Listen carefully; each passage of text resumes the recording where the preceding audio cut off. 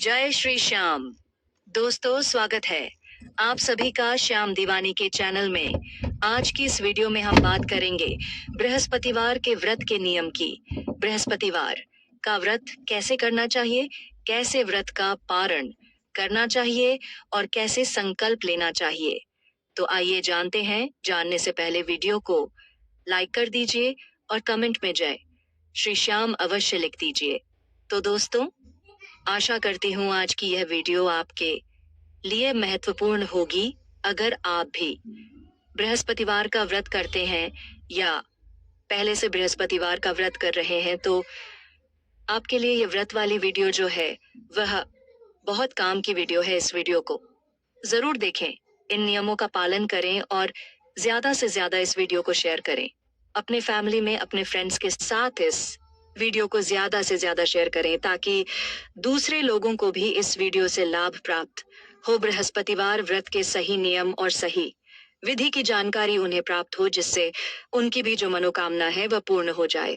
अगर आप इस चैनल पर नए हैं तो वीडियो को लाइक जरूर करें और शेयर करें, सब्सक्राइब जरूर करें चैनल को और बेल बटन को प्रेस कर लीजिए। इससे यह होगा कि इस तरह की सभी वीडियो आपको समय पर मिल जाएगी। तो आइए जानते हैं।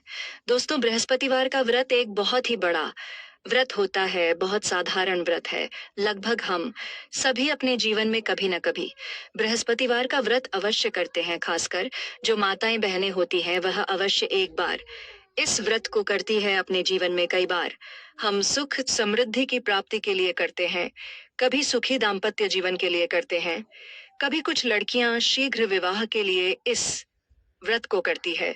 संतान प्राप्ति के लिए, शिक्षा में सफलता के लिए बहुत सारे कारण होते हैं बृहस्पतिवार के व्रत करने के, और बहुत ही शीघ्र इस व्रत को करने से हमारी मनोकामना पूर्ण हो जाती है। बृहस्पतिवार का व्रत एक बहुत ही शुभ फल देने वाला व्रत है।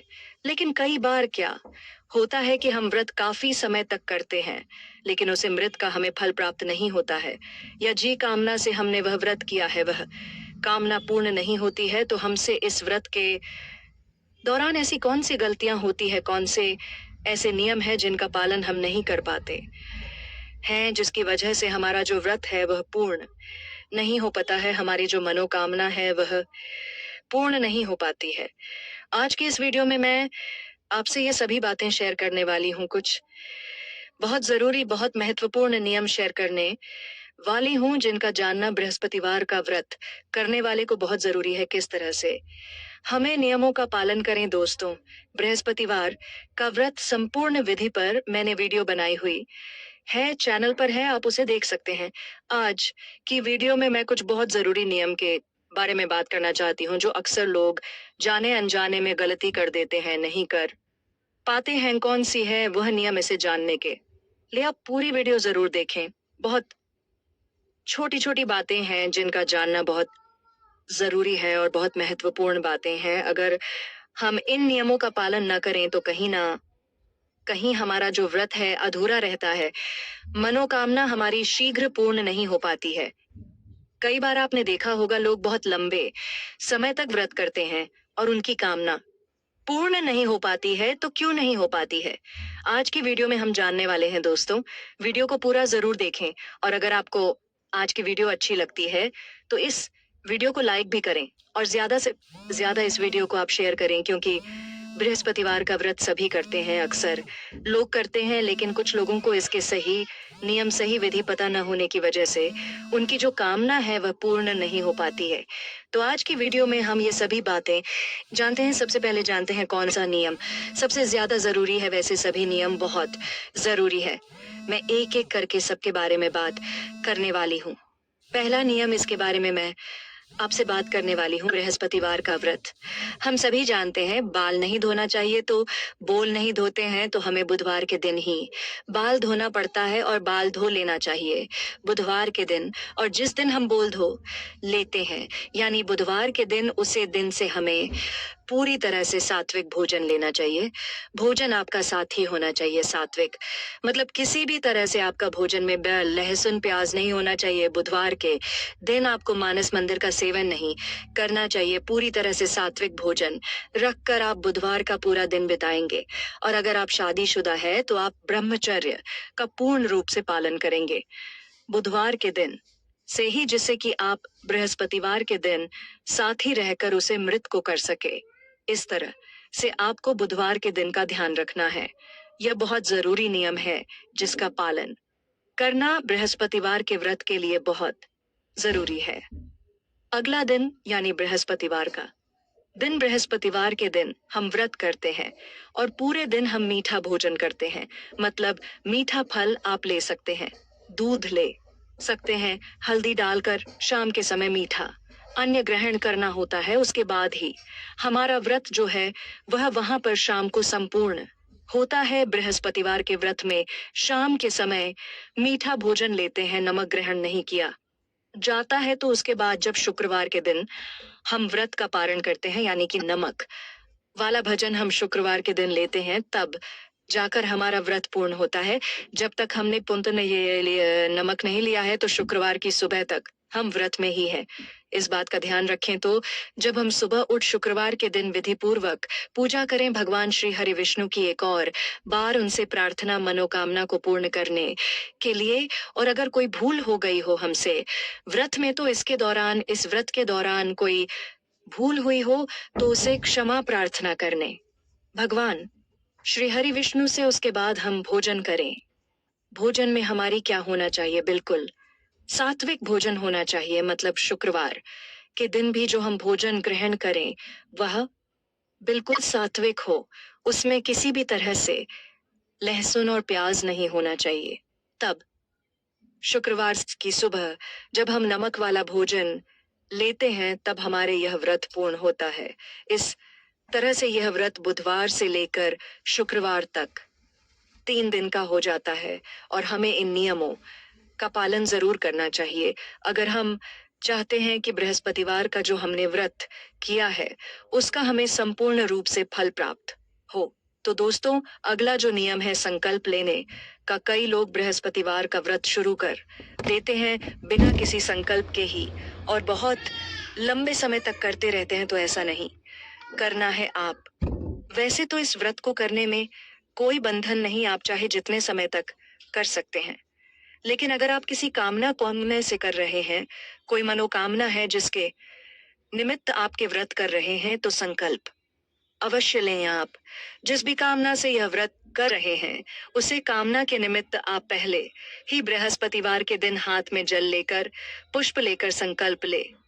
आप किस कामना से यह व्रत कर रहे हैं? संतान प्राप्ति के लिए, धन प्राप्ति के लिए, अच्छी शिक्षा के लिए, क्योंकि जो बृहस्पति देव हैं वह हमारी जन्म कुंडली में बहुत सारे चीजों के कार्यक्रम रखते हैं। जैसे कि प्राप्ति के लिए भी बृहस्पतिवार का व्रत किया जाता है। शीघ्र विवाह के लिए भी दंपति सुख के कारक है भगवान बृहस्पति देव और सुख के कारक है, धन के कारक है, हमारे भाग्य के कारक है, अच्छी शिक्षा के कारक है, एजुकेशन के कारक है, ज्ञान के कारक है। तो इन सभी चीजों से संबंधित है भगवान बृहस्पति देव।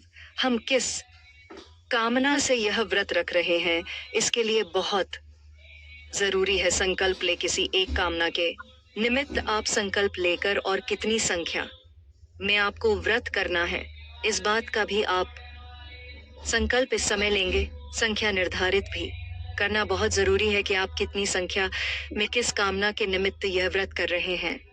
इस तरह से आप संकल्प के साथ ही व्रत शुरू करें और जब आपकी व्रत की संख्या पूरी हो जाए तब आप इस व्रत का उद्यापन करें। विधि पूर्वक इसका उद्यापन कर ले।